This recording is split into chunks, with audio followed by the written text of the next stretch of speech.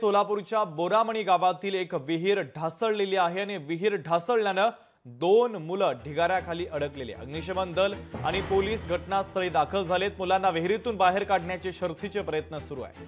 5 ते 6 मुलं विहिरीमध्ये पोहण्यासाठी गेले असता भिंत ढासळलेली आहे आणि हे मुलं आता अडकलेले आहेत. महत्त्वाची आणि मोठी ब्रेकिंग न्यूज आपण पाहतोय. विहीर ढासळल्यानं 2 मुलं ढिगाऱ्याखाली अडकलेली आहेत. अग्निशमन दल आणि पोलीस घटनास्थळी दाखल झाले तर मुलांना विहिरीतून बाहेर काढण्याचे शर्थीचे प्रयत्न सुरू आहेत.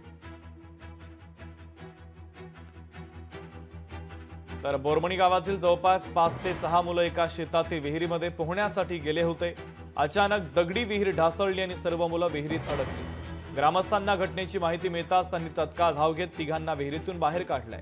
मात्र 2 मुलं अद्यापही विहिरीमध्येच अडकलेली आहेत. अग्निशमन दल आणि पोलिसांकडून या मुलांना बाहेर काढण्यासाठी प्रयत्न सुरू आहे. याचा आढावा घेतला आमचे प्रतिनिधी वसीम अत्तार यांनी. आपण पाहूयात. सोलापूरच्या बोरामणी या गावामध्ये जे आहे ते विहीर कोसळल्यामुळे जे आहे ते 2 जण जे आहे ते या विहिरीमध्ये अडकलेलं जे आहे ते धक्कादायक घटना जे आहे ते या ठिकाणी घडलेली आहे.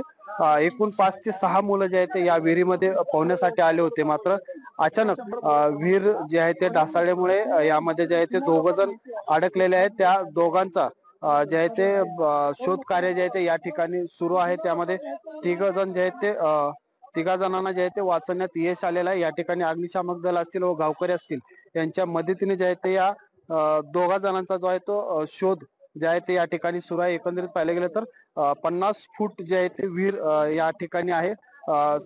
खूप वर्षापूर्वीची जे आहे ती विहीर या ठिकाणी आहे. सध्या उन्हाळ्याचे दिवस सुरू आहेत आणि यामुळे जे आहे ही मुलं या ठिकाणी पोहण्यासाठी आली होती. मात्र त्यातील 2 मुलं जे आहेत ते विहिरीत ज्या कोसळल्यामुळे जे ते अडकलेले आहेत आणि त्यांचं शोध कार्य जे आहे ते या ठिकाणी सुरू आहे.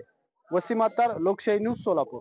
एक 5-6 जण तर होते आणि 3 जण आत अजून पवालते साईडला उभारले होते. उभारल्यानंतर लगेच त्यांनी अजून ढसाळा लागला. आल्यानंतर ढसाळताना लगेच दोरी वगैरे काढून होती. ते केबल नजरेत पडलं माझ्या. ते केबल तोडून लगेच गाठ मारून कमरेला बांधून वैभव हलसगे आणि गजू हलसगे आणि आकाश पाटील ते नंतर 3 मित्र आले. त्याने 3 जण मिळून लगेच केबल कमरेला बांधून बाहेर काढून त्यांना. किती जणांना बाहेर काढलं? 3 जणांना बाहेर काढलो मी. बरं. आणि किती जण होते अंदाजे? काय अंदाजे 5 जण होते. 1-2 जण अजून आतमध्ये आहेत असं अंदाज आहे. लोकशाही मराठी ऐका, पहा, जागरूक रहा.